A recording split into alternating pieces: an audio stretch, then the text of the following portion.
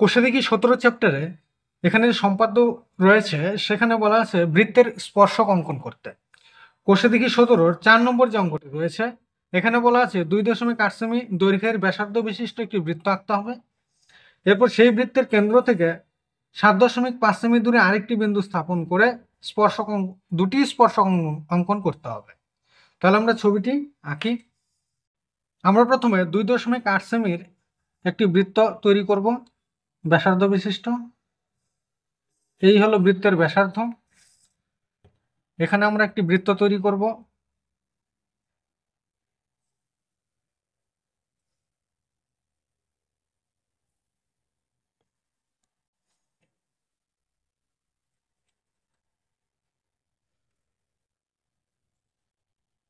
প্রথমে আমাদের বৃত্তটি তৈরি হয়ে গেল।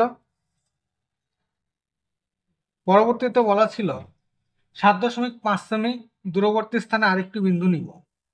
এই হলো বিন্দু।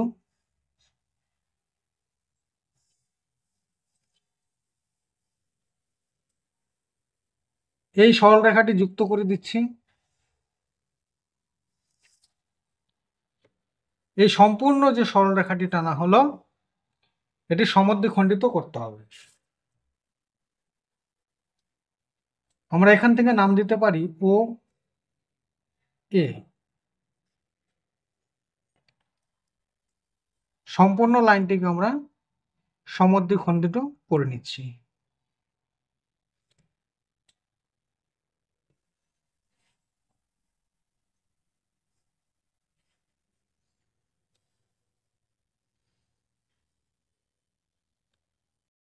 আমরা যুক্ত করে দিচ্ছি লাইনটিকে।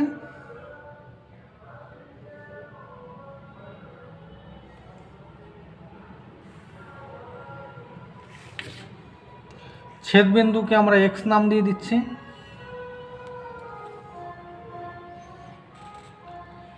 এবার এই ছেদ বিন্দু এক্স থেকে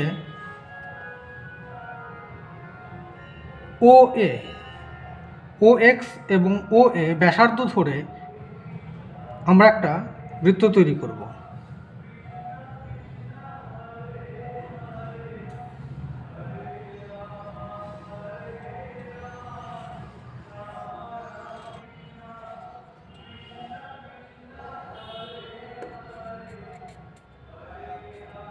আমাদের একটি সম্পূর্ণ বৃত্ত তৈরি হলো।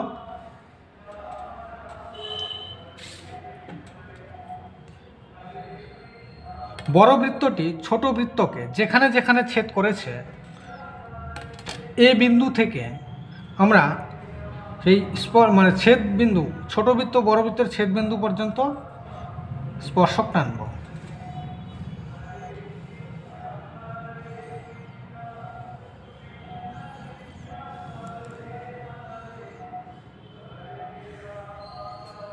আমরা কানেক্ট করে দিলাম।